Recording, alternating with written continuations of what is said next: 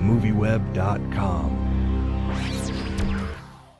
It seemed like you were with this project from the very start. How did you know all of this was going to happen? I mean, were you privy to some information before it went down? Yeah, no, I came in about a few weeks before their first eviction notice, so February 2004.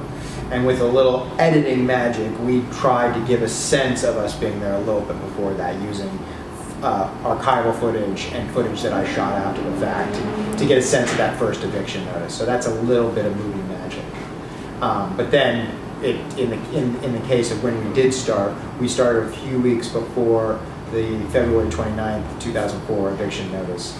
And we thought they could be losing the garden on February 29th, so we were trying to get as much footage as we could by February 29th. Then they won the injunction, and we continued shooting for another 2.5 years, and then editing a year and a half after that. Well, what's interesting about that to me is it seems like you went on this journey with these people that we see in the film, and you're actually like almost one of the people there. Do you just happen to have it for you to enter it when you did and then live through the rest of what we see on film? Yeah, it was exhausting, but also really inspiring. You know, the fact that they allowed me to be a part of this story, they allowed me to capture their story, was really an honor. And then it was really about keeping enough energy and focus about what the story was and when I needed to show up and when I maybe didn't need to show up to try and capture all the twists and turns of the story. And then the second half of that complexity was in the editing room. Now you have over 300 hours of footage and amazing scenes and twists and turns, but how do you best put that together in a way that captures the story, that's truthful and clear and, God forbid, entertaining. And that's where it spit me out many, many times and threw me to the ground, but I think we somehow came to some kind of balance.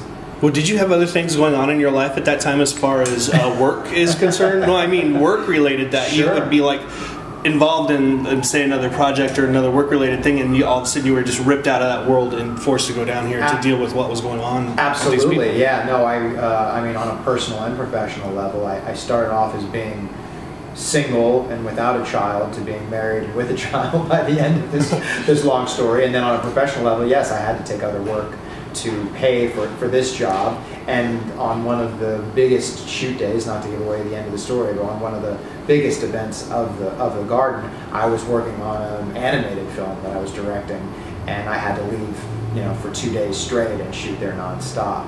So luckily the people that I was working with were okay with my flexible schedule. Now, what was the people's perception of this that were around this but not involved in it? Because we don't see too many of those people, like when you show the riot towards the end. Yeah. I'm just wondering what the people in South Central thought of this that had nothing to do with it. Like the outsiders that were just like across the street. That's a good question. Yeah, there's a mix. Some of the outsiders that were, well, some of the people that were across the street were farmers that lived. Some people lived a stone's throw. Some people lived a quarter of a mile. Some people lived more like 20 miles away. And then the reaction of local people was mixed, like you can imagine. Some people were absolutely heartbroken because they'd gone there for 12 years and picked up fresh cilantro and corn and different fruits and vegetables that they may pay a couple dollars for, or they may barter for, or they may know the people now, and they would just give them extra food that they had. And then other people didn't know a lot about the story, even though it was that close to them, and they only got what they got in the news. And that sadly rarely captured the whole complexity of the story. And a lot of people would walk away saying, well, it's really not their land, it's really not the farmer's land, and they have to go. And that's just simplifying it to a point that doesn't get to the core of what the story is about, and the fact that this was given as a form of healing, and that there was a backroom deal to sell the property without communicating at all with these farmers. And there's rules in the city charter about how the government is supposed to sell a public piece of land, a piece of land that's owned by the city. And there's a lot of hard evidence that they didn't do it that way.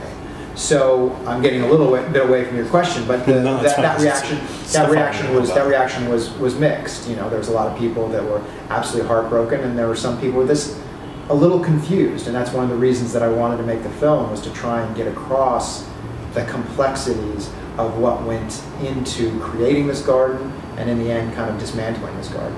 And towards the end of the film, it seems like a real problem that some of these people were selling even if they were making just not even hardly any money from Sure. it. And what was the deal with that? Because it kind of goes into it in the film, but it seemed like maybe there was more there. I'm wondering if you left that out for other reasons besides storytelling? Right. No, I hope I only left it out. I hope that any decision was made was always about storytelling, because it was such a complex story that, and I like things to be efficient. I mean, it's only an 80-minute film, and we shot for, again, we had over 300 hours of footage.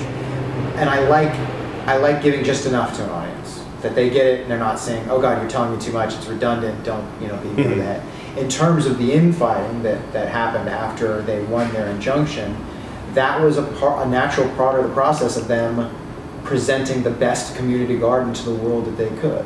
And that's winning over the hearts and minds of LA and the world to say this garden deserves to continue, where they had antagonists saying that that garden didn't deserve to continue because some of the farmers were using it as a form of profit instead of using it as a way to feed their families. So they had to clean up and implement some rules, in some cases rules that had not been implemented for several years because it was sort of business as usual. The garden was continuing on, there was no problem, so why mess with it? When this eviction notice showed up, they had to start implementing those rules. Was it hard for you to stay, like, I guess if we use the word neutral, yeah. I mean, was it hard for you to show, like, the viewpoint of everybody and not go with one side of the story with it? Sure. I hope that it wasn't hard for me to stay neutral and unbiased and all those things. The most important thing for me is just tell the truth. I go where the story takes me.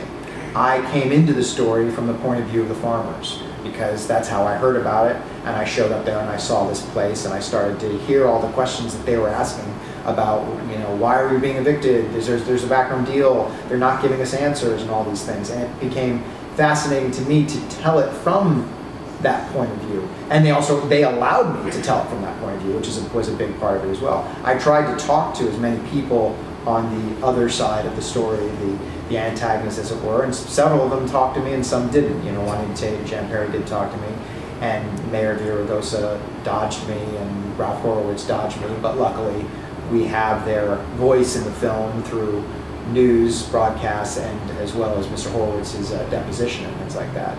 So if there's any bias in the film, I'll leave that up to the viewers to decide, but if there's anybody wants to talk to me about the truth of the film, I stand by every frame. Yeah, and I guess one last question, I ran over my time a little bit, but I'm interested to know, because I have a couple of friends that were down there when this was going on, and I had heard about it from them, and their reaction at the end of the movie, I don't know, it was something that was a little weird to me, like when they showed that Juanita had died. Yeah. And Jan Perry was still with the city, and you get the boos and the slight applause. I'm wondering if that's weird for you, or if that's the slight applause at like her death, or that's a strange like one. Boos for when they say this Jan Perry. It's just, I know it's their reaction, but it was a little weird to me because I wasn't familiar with the story. But to see my friends act that way when they hear somebody died, it's just a little bit. It's difficult. Weird, I guess. It's difficult. Yeah. You could take it as strange, and I that the way that we find out that Juanita Tate passed, and that very classic quote of hers, the very Juanita Tate type quote where she talks about, God's been good to me, and if you don't get back, he'll kick your ass. It's her. That's who she was. That's the way she spoke and the way she kind of dealt with the world, and I felt no problem getting that across against the irony that she died, because I felt that sort of captured who she was. In terms of people cheering somebody dying, I can't. Well, I know you can't control that. I just wondered your response to that. I hope that I wasn't attempting to get somebody to cheer at that point. But people get very emotionally involved, especially, like you said, your friends that were down there and struggling and jumped through many, many hoops to try and save this place. And it's kind of like, jump through that hoop and you'll save it, or jump this high and you'll save it. In the end, it didn't work out. So there's a lot of bitterness in terms of the people that worked their butts off to try and save the place, and it wasn't saved. See, again, though, I want to make it clear that they weren't down there trying to help. They were, like, watching and thinking it was cool to get the word out, but then again, they weren't doing anything to help. Those type of people that are like, this is cool and we need to get the word out, but then they're not really doing anything. Well, that's a whole and those are the film. people that are, cheering it on. It's kind of a weird mindset to watch these people go through. Well, you're talking about a whole other film, really. It's a fascinating. Yeah, like it's the a really hipsters that want to be cool. It's a really fascinating subject of what goes on in an activist mind, what goes on in a part-time activist mind who comes into a story because it sounds like it's worthwhile, but doesn't really get the whole story behind it.